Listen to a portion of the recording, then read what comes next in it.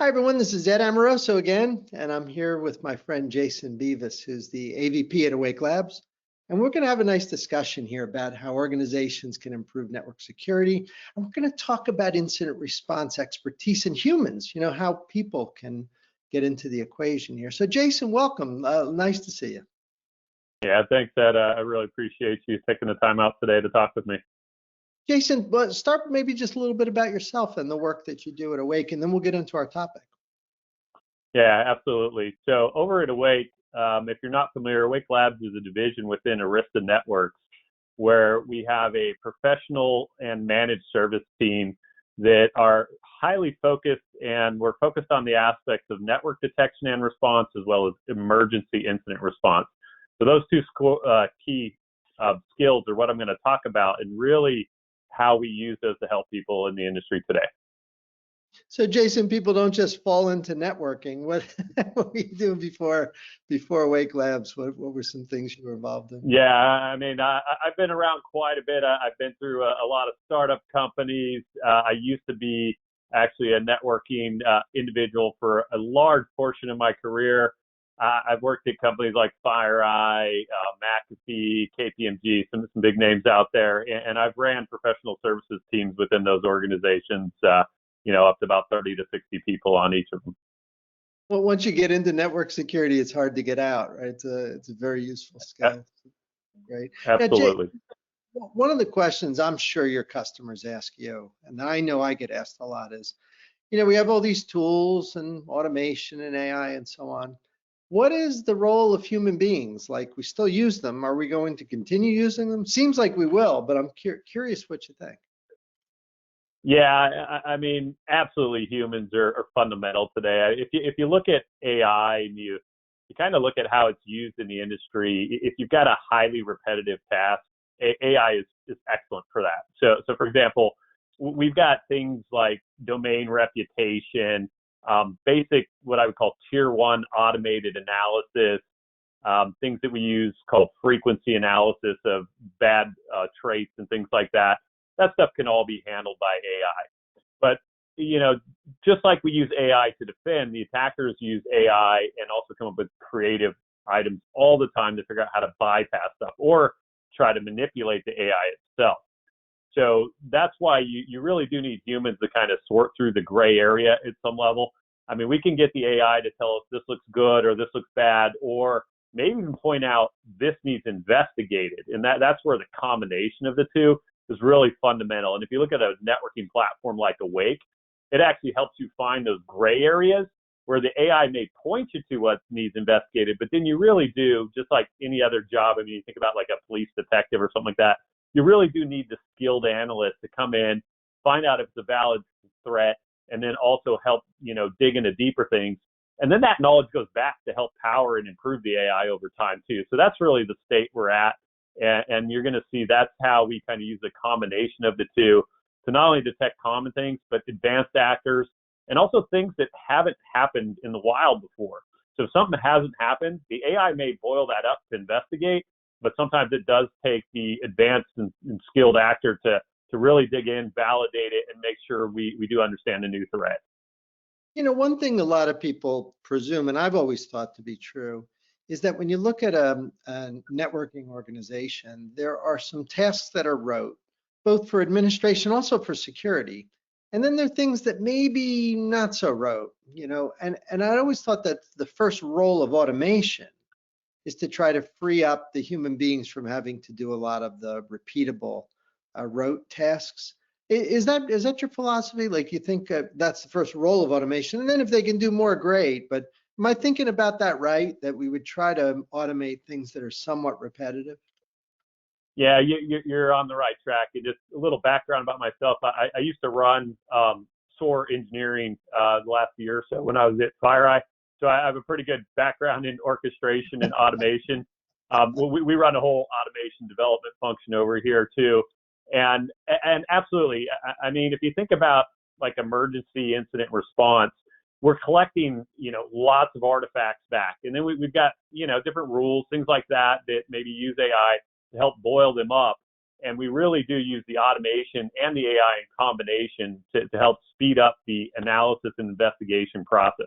Because you don't want to pay highly skilled and expensive engineers to be doing those repetitive tasks. That's where both the AI and the automation come into play. Do you find that having these types of tools, automation, so on, help you recruit? Like when you're bringing new staff into a network security organization, do they typically want to know what the tool sets are? I would imagine they would. Like they kind of want to come inspect the tool shed and see what's in there before they would take a job. Curious what your experience has been there. Yeah, I mean, interviewing processes are interesting. You find all kinds of different things, but we definitely are usually looking for the talent that would ask our tool set, ask our methodologies, because in general, when you get into both networking and then security networking, you want those people that know how to dig and hunt and learn, and they're on this kind of continuous learning cycle. So if they're asking about our tool set, also some of it is how much will we tell them during an interview.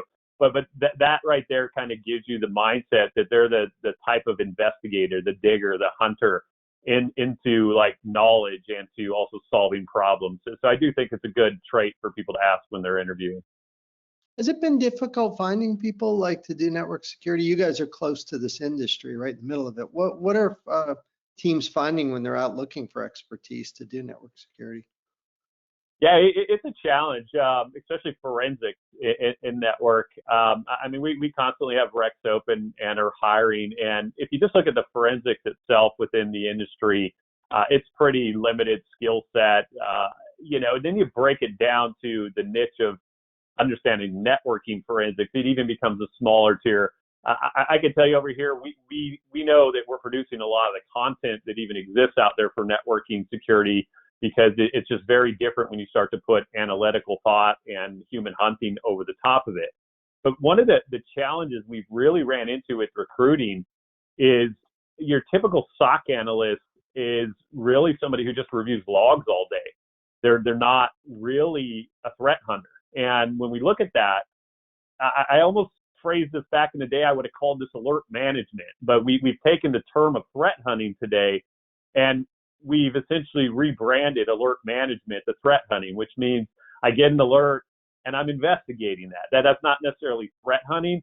So our challenge has really been, can we find people who are good at hunting threats and not just somebody who's been looking at logs coming in all day? Because as we've hired, we found that it's not necessarily the right mindset to dig in and look at things. So we're looking for people who spend their own time doing different projects, hobbies, things like that show they really like to dig and learn and are curious, and those end up being good hunters in the environments for threats. I would imagine that a lot of organizations, when they can't find those good people who understand that stuff, probably turn to managed service providers for managed network security or to vendors. Do you see that? I'm curious, when people do make that decision, what are some things they should think about when they want to augment their capability? Yeah, absolutely. And I'll break it down. I mean, you've got a lot of organizations can't even afford somebody that does forensics, let alone network forensics. Okay, that's part of it. And then find the skill set is more difficult. And then you may have a very large global enterprise of 200K individuals that have 100 threat hunters at different levels. Okay, the difference is that they may be hunting also different in some levels, and they may have managed portions of their solution outsourced, such as their endpoint or their network managed services. So in Awake, in Awake Labs, we do have a managed network detection and response service, and our customers have found it very valuable. We've got from all different tiers too. We've got some smaller orgs that they really couldn't afford the staffing and items like that, and now they have a very highly focused team of experts looking at threats at the network level where they never did. And then they also have capability to extend into emergency response if we detected it, so we could go in, help them contain it, help them remediate. And then on the other end of the scale, we've got some global organizations that, multiple continents, lots of individuals there, lots of data traveling through, and they've essentially outsourced multiple providers. And they kind of consider it a defense in depth, where they have their own SOC, They have different providers performing different functions. And the real key there is being able to, as a managed service provider, be able to work with other outsourced groups, MSSPs, as well as your customer, and help them provide a seamless team and offset the skill set that neither of them have. And that's where, Arista and Awake Labs has really done a great job as a solution. I'm so glad to hear that smaller companies are using this as well, because I think we all know that the day of thinking that only big companies get targeted, that's long since passed. Unfortunately, it's kind of bad news for small businesses, but and sadly, they don't get a pass. So it's good to hear that that's a big part of your business. I would imagine you probably work across every sector. I'm trying to think if there's a sector where this wouldn't be applicable. You really do span just about every type of business. Do I have that right? Yeah, that's correct. We're pretty much across every industry. Every industry has its own unique challenges too.